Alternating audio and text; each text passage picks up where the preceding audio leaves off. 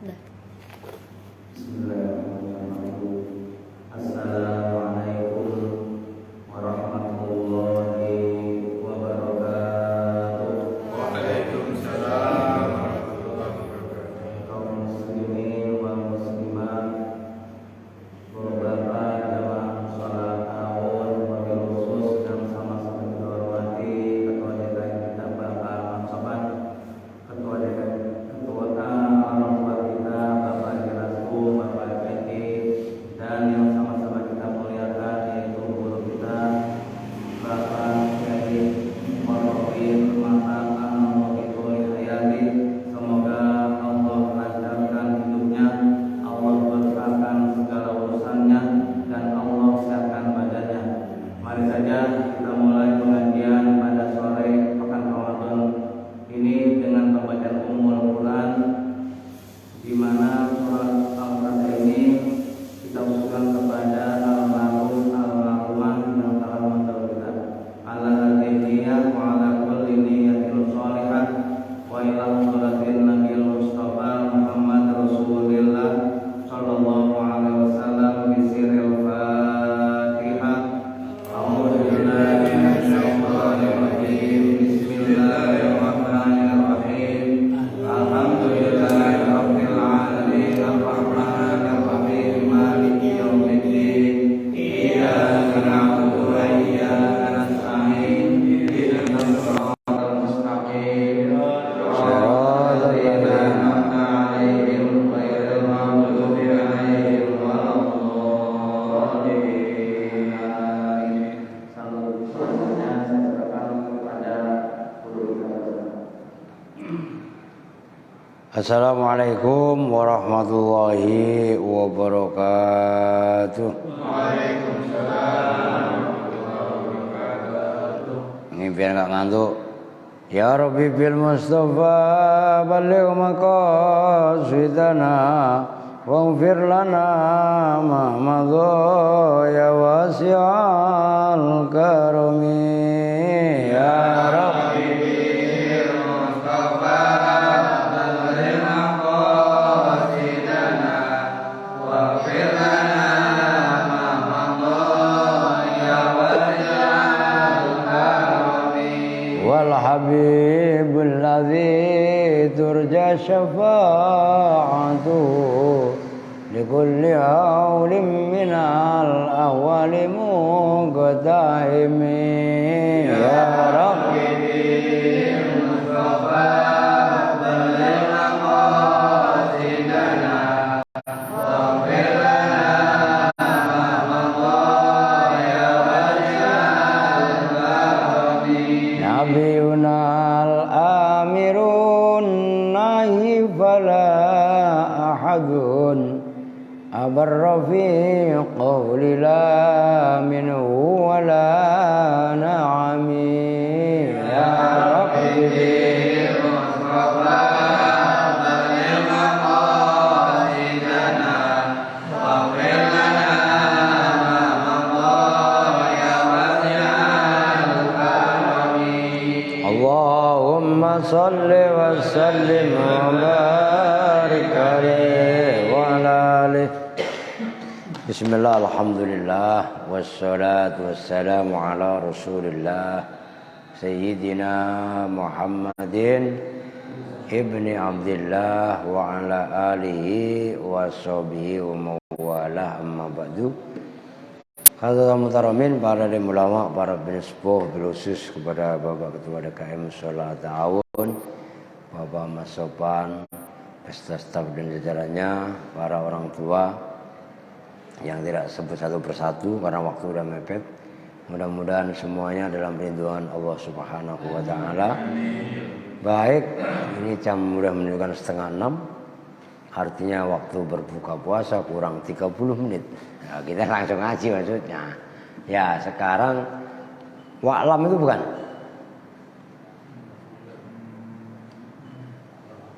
Belum ya? Baris ketiga dari atas. Oh. Ma yajidu fa in fa'alal ma'asiya wa tarakat ta'at mimma yuskhitu wa ta'ala fa kaifa yardo wa bisyai'in la yardallahu bihi. Fa in fa'ala masih berkenaan dengan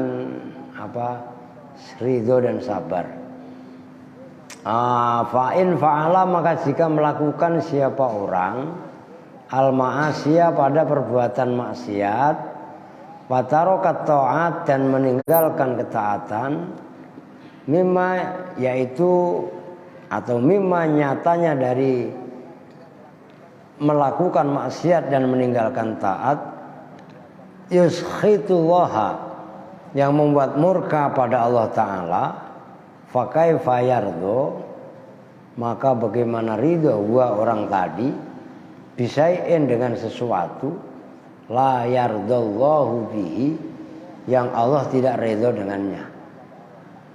Kalau orang tadi melakukan maksiat, meninggalkan taat, ya kan lawannya takwa. Macam mana? Ini kan kaitannya kita ridho kan, ridho terhadap keputusan Allah. Macam mana dia bisa ridho kepada perbuatannya, sementara Allah sendiri murka terhadap perbuatan tersebut. Qala Allah Ta'ala, ya taghfuru fa innallaha ghaniyun ankum wa la yarda li ibadihil kufra wa in tashkuru yarzilakum.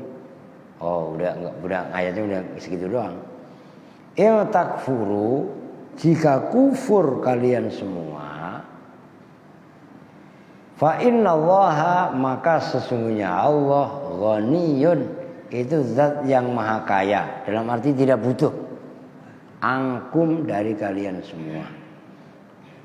Nah, kalau kalian kufur maka Allah tidak butuh kepada kalian. Nah, kemarin keterkaitannya ridho kepada keputusan Allah itu harus mengikuti koridornya, yaitu dengan melakukan perintah, meninggalkan yang dilarang, kan gitu.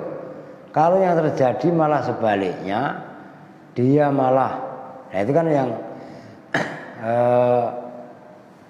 walaysa minar ridho syai'un ma yajidu baghdul abiya minat tu'maninati inda tarkil, kan itu. Dan tidak termasuk ridho adalah apa yang dilakukan oleh orang-orang bodoh. Aghbiya itu orang bodoh, gitu kan? Botol kalau bahasa kita. Apa itu botol? Bodoh dan tolol. Nah, itu aghbiya itu ghabiyun. Emang bodoh maknanya. Loh gitu loh. Aghbiya ghabiyun, gitu ya. Iya. Mereka merasa nyaman, merasa tenang, padahal melakukan maksiat, meninggalkan taat.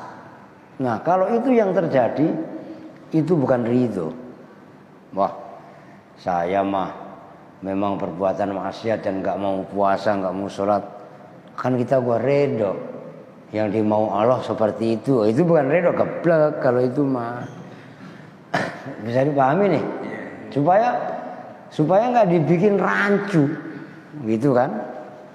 Jadi koridornya jelas. Nah, itu ayatnya, in takfuru fa innallaha ghaniyun ankum. Kalian semua kufur kepada Allah, Allah nggak butuh sama kalian semua. Begitu maksudnya. Loh, ini yang dari kemarin sudah saya sampaikan. Ayat atau arahan yang seperti ini itu lebih diarahkan ke diri. Gitu loh maksudnya. Maksudnya ke diri, kita bisa lebih keras untuk mendidik diri kita sendiri. Jangan justru malah kita keras keluar tapi lembek ke dalam. Nah, itu enggak fair namanya, gitu. Itu yang dimaksud. Jadi kalau ke dalam kita itu lebih selektif, dalam arti lebih disiplin. lebih ya mengarahkan nafsu kita kepada yang positif, maka begitu keluar itu akan menjadi asbab hidayah. Kalau kita ke dalamnya aja lotoy, ke dalamnya aja ngample, kemudian kita keluar begini, alah lu aja begitu. Itu loh maksudnya. Saya dipahami kan? Nah ini korelasi yang tidak bisa dipungkiri. Maka kenapa dakwahnya Nabi, sahabat, tabiin, wali pelan? Enggak langsung banyak protok. Enggak pelan. Tapi pelan tapi pas. Ya pasti. Ya tapi pelan. Karena bukan sulap, bukan simsalabim abrah kadabra. Nah, semuanya ada mekanismenya, semuanya ada ritmenya, gitu loh. Oke. Wala yardha li ibadil kufra. Dan Allah tidak redha kepada hamba-hambanya akan kekufuran. Nah di sini. Kalau kita kufur yang dimaksud di sini bisa kufur lawannya iman, tapi bisa juga diartikan kufur, ya kufur nikmat tadi, ya kan? Nah, wa in taskuru, lah kan kufur kan timbalannya syukur kan gitu. Wa in taskuru, dan jika syukur siapa kalian semua, yurdihi lakum, maka Allah ridha kepada syukur tadi untuk kalian semua. Wa innama radhiya hadzal miskinu an nafsihi wa dhanna annahu radhiya an rabbih wa ridha anillahi wa anin nafsi yab'udu ayyajtami'a fi mautinin wahidin. Dan bahwasanya orang miskin ini, maksudnya orang miskin, orang yang butuh tadi, ridho tentang dirinya dan ia menduga bahwasanya orang tersebut ridho dari Tuhannya, sementara ridho dari Allah dan ridho dari dirinya itu tidak jauh untuk bisa bergabung pada tempat yang satu. Wa ma ahsana ma qalahul Imamul Ghazali fi mas'alatihi li Abil Fathi Ad-Dimashqi. Maka betapa indah, betapa bagusnya apa yang disampaikan oleh Imam Al-Ghazali dalam masalahnya Al-Imam Al-Ghazali kepada Abil Fath Ad-Dimashqi. Berkatanya begini, ar-ridho wa antardo bima yaf'alallahu batinan. Sedikit-sedikit diperhatikan. Ar-ridho, mana tadi?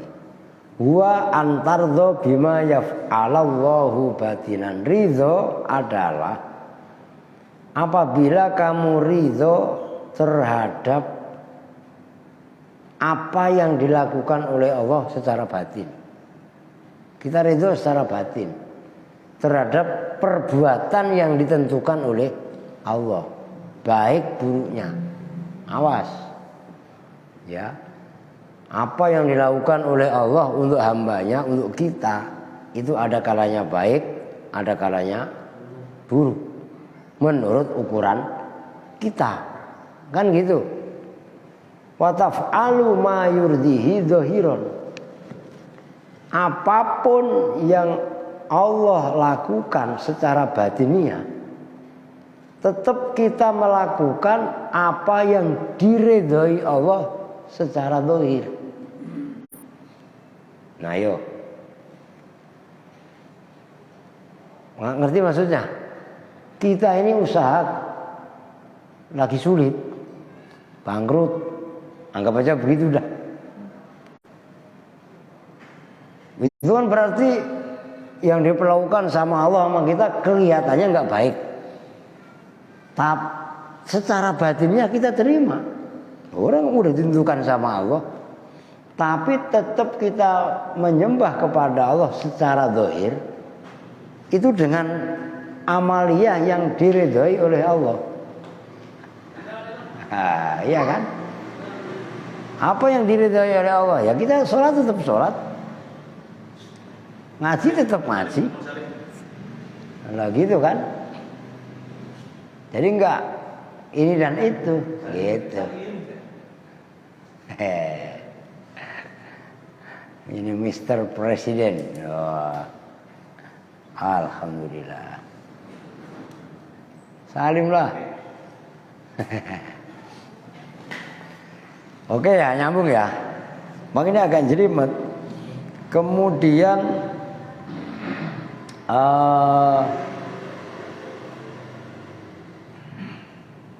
fa in aradal abdu ayya'rifa ma indahu minar ridho falyaltamishu ingda nuzulil masoibi. Apabila seseorang ingin mengetahui apa ridhonya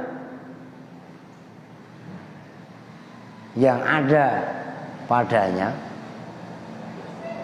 bagaimana ridho itu, maka falyaltamishu inda nuzulil masoib. Cari ridho tadi, kerelaan tadi ketika dapat musibah. Motor hilang umpamanya, atau mengalami kecelakaan, atau mungkin sakit, atau mungkin kerabat, saudara, orang dekat, orang tua segala macam meninggal. Ketika itu bagaimana kondisi sikap kita? Nah itu barometernya falyaltamishu inda nuzulil masoib. Tuh. Udah. Wah iya. Nah, kalau kita apa namanya? Ya banyak yang kehilangan macam-macam dah istilahnya. Lah iya kan? Nah, di situ kaitannya ridho.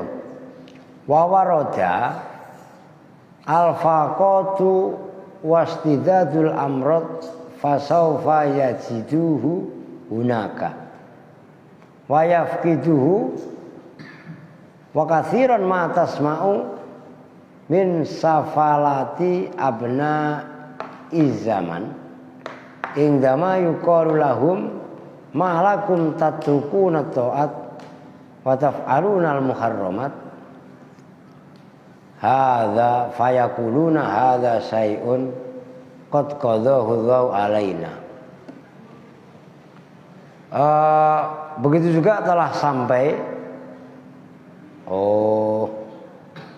ingda nuzulil, ini salah ini,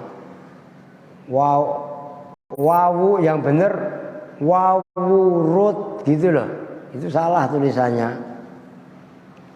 Ya awas, itu kan tulisannya kan wawaroda, ya kan? Itu yang benar wawurut gitu loh. Ingda nuzulil masoibi wawuru, setelah ro ada wawunya, itu wawunya kurang satu. Wawurudil, oh iya, oh emang kan atof kepada ingda nuzulil. Nah di sini loh baca kitab begini kadang-kadang kita ilmu nahwu kita dipertaruhkan. Nah, kalau kita nggak ngeh siakul kalam, siak bahasa Arab ya, siak bukan siak bahasa Sunda, belaguk siak, bukan itu maksudnya ya. Siak maksudnya runtutan kalam, nah, itu maksudnya. Wa wurudil faqat, dan datangnya kefikiran lah. Wastidadil amrad, dan dahsyatnya penyakit. Fasaufa yajiduhu hunaka, maka orang tadi akan menemukan kesabaran di sana. Au yafqiduhu, atau kehilangan kesabaran tadi. Jadi ketika mendapatkan musibah, ketika mendapatkan ujian ada dua hal yang bisa dilakukan atau diraih oleh seseorang. Pertama, ia bisa sabar dan ridho. Yang kedua, dia malah kehilangan sabar dan ridho itu sendiri. Loh, maka kan ketika dapat musibah sedih boleh, nangis boleh. Nabi juga ketika putranya meninggal juga nangis meneteskan air mata sebagai bentuk kesedihan atas kehilangan orang yang dicinta. Nyambung. Tapi seolah-olah kita menentang qadha dan kodratnya Allah pun nggak bisa. Maksudnya apa? Kan ada yang sampai geraut-geraut pipi, ya kan? Jambak-jambak rambut, nyobek-nyobek baju, segala macam. Maka itu termasuk dalam bahasa Arab, dalam bahasa agama disebutnya niyahah. Niyahah itu tidak dibenarkan ketika mendapat musibah. Nangis gegerawakan.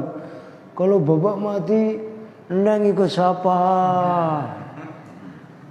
Ikut malu, ikut siapa? Kalau memang nggak mau biar dipiara sama Bang Indi, umpamanya kan begitu kan istilahnya loh. Nah ini diantaranya sebagai hal yang menunjukkan seolah-olah tidak ridho dengan keputusan Allah. Ya, padahal kemarin alladzina idza asobathum qalu inna lillahi wa inna ilaihi raji'un. Ke sana arahnya. Oke. Mana ini? Iklan ini. Wah, ya. Ayo, dorong.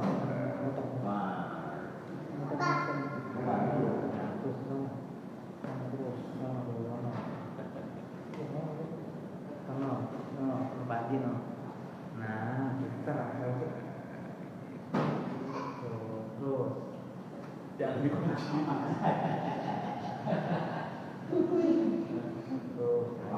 Tangannya ya.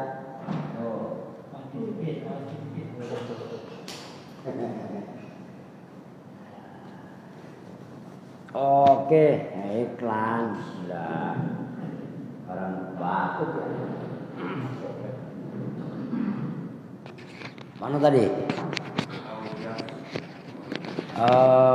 Wa katsiran ma tasma'u min itu loh. Wa katsiran ma tasma'u min safalati abna'iz zaman. Dan banyak sekali kamu dengar dari orang-orang rendahnya. Kalau bahasa sini kan safalah. Safalah itu jamannya asfal. Asfala, safilin. Ya kan? Orang rendah itu. Maksudnya kroco lah, coro Korea. Lalu ya kan? Dari kroco-kroconya anak-anak ini zaman, ingdama yuqalu lahum, ketika dikatakan kepada mereka, malakum tatrakuna ta'at, kenapa kalian semua tidak taat? Wa taf'alunal muharramat, dan kalian malah melakukan perkara yang diharam. Kenapa? Kok pada maksiat? Dan kenapa juga malah melakukan perkara yang dilarang? Mereka menjawab, fayaquluna hadza syai'un qad qadahu Allahu alaina wa qaddarahu wa la makhisalana anhu. Ini contoh orang geblek. Ini saya berbuat maksiat, itu maksudnya. Saya meninggalkan sholat, saya tidak mau puasa, dan lain sebagainya. Itu sudah keputusan Allah. Oh, ngerti maksudnya? Jadi dia mau jadi perampok, dia mau penipu, mau korupsi. Orang itu udah ditakdirkan sama Allah kok. Loh gitu loh. Ngerti kan? Nah itu yang membahayakan. Wa innama kita nggak punya pilihan. Wala makhisolana anhu. Wa innama nahnu abidun maghurun. Kami ini hamba atau ya hamba-hamba yang dipaksa. Maksudnya nggak punya pilihan. Kami berbuat maksiat juga itu pilihannya Allah. Oh, tapi mereka dengan memperturutkan hawa nafsu. Nah, fahadha huwa madhabul Jabariyah bi'ainihi. Pendapat itu namanya pendapat Jabariyah. Tahu Jabariyah? Yaitu yang manusia merasa tidak bisa melakukan apa-apa, sedikit pun dia tidak mempunyai wewenang, semuanya atas keputusan Allah. Nah itu Jabariyah. Ada juga Qadariyah. Kan gitu. Kok Qadariyah apa? Kita manusia dikasih akal, dikasih pikiran, mau berbuat baik, mau berbuat pikiran kita. Oh itu namanya Qadariyah. Nah, di antara Jabariyah, Qadariyah, Murji'ah, ya Mu'tazilah, macam-macam itu ada paham Ahlussunnah wal Jamaah. Lah itu loh, Ahlussunnah wal Jamaah itu madhab sekte, madhab sekte ya, sekte moderat yang berdiri di antara tadi. Mu'tazilah, kalau Mu'tazilah cenderung rada-rada lucu. Ya lucunya bagaimana? Ini perbandingan aja. Kalau orang taat di surga, kalau orang maksiat di neraka. Orang yang beriman di surga, orang kafir di neraka. Sekarang pertanyaannya, ada orang yang beragama Islam, beriman dia, tapi melakukan maksiat. Wah itu bagaimana? Nah, dia mempunyai pendapat al-manzilah bainal manzilaten. Lucu. Dua posisi di antara dua tadi. Di neraka kagak, di surga kagak. Oh gitu kan. Ngerti itu? Itu paham Mu'tazilah. Maka kalau kita berbicara masalah paham, dan kalau kita tidak menguasai substansi permasalahan, lebih baik jangan. Orang itu nanti ribet dan akan menjadi ribut, ricuh, riweh, serta riri yang lain. Serius. Itu baru Qadariyah, Jabariyah, Mu'tazilah. Lah belum lagi Murji'ah. Masih macam-macam pemahaman-pemahaman yang ada. Nah, yang paling moderat yaitu Ahlussunnah. Apa itu Ahlussunnah? Ahlu itu keluarga, sunnah ya sunnah. Sunnah itu apa? Af'alun wa aqwalun wa iqrarun. Kan gitu. Yang ucapan, tindakan, pernyataan, segala hal yang dilakukan oleh Nabi. Sunnah. Apa itu wal jamaah? Nah, wal jamaah itu ma'ana alaihi wa ashabi, yang saya lakukan dan dilakukan oleh sahabatku. Ada Sayyidina Umar, ada Sayyidina Abu Bakar, Sayyidina Umar, Sayyidina Utsman, Sayyidina Ali. Tarawih berjamaah kalau ngikutin Nabi itu enggak ada. Orang Nabi sholat tarawih itu cuma sekali dua kali. Begitu diikuti oleh orang banyak, Nabi meninggal, maksudnya ditinggal. Begitu seterusnya, karena Nabi takut waktu itu wahyu masih turun, takut tarawih diwajibkan, membuat berat umat Nabi. Kalau kita ikut Ahlussunnah, enggak tarawih jamaah kita. Loh kan gitu. Lah kok berjamaah? Zaman Abu Bakar masih sendiri-sendiri. Nah, baru pada zaman Umar. Nah, di Masjidil Haram. Lu sholat apa? Tarawih. Ente pakai bahasa Arab. Mada tusalli? Nusalli tarawih. Wa an nahnu tarawih. Wa an nahnu tarawih. Wa limadha? Tusalli salatan wahidan wa tusalli furuda. Kunaon sia? Salat nate sami kok istilahna masing-masing sorangan-sorangan atau jamaah.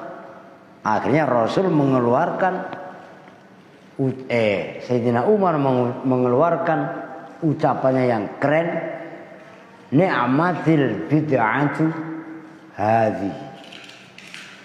Sungguh kita sholat loh. Ini kayak dokter, udah berbuka. Kalau dokter kan buka. Dokter buka jam 5. Jam 5 udah buka. Mantap. Tenang aja. Dikit lagi. Nah, seindah-indahnya bid'ah itu ini. Sholat tarawih berjamaah. Itu bisa dipahami ya? Ini keren sebenarnya. Maka penting. Kalau menyikapi masalah-masalah seperti itu, kalau kaitannya masalah yang khilafiyah, kita jangan kaku. Dalam arti apa? Ya kita lihat seluruh masalah. Kan pernah saya sampaikan juga, dulu pernah ada yang ribut gara-gara tauhid. Yang satu kan mengatakan tauhid kalau dari satu pemahaman ada disebut tauhid uluhiyah, rububiyah, tauhidul asma wa sifat. Ditentang lagi, nggak ada apa itu tauhidul asma wa sifat. Adanya uluhiyah, rububiyah, uluhiyah mulkiyah. Kan udah azan ya? Ya udah besok aja dilanjut dah. Nah iya kan? Kita tengok bersama-sama, besok diingetin aja enggak apa-apa. Bismillahirrahmanirrahim. Allahumma laka sumtu wa ala rizkika aftartu wa bika amantu bi rahmatika ya arhamar rahimin. Wa lakum minkum. Assalamualaikum warahmatullahi wabarakatuh.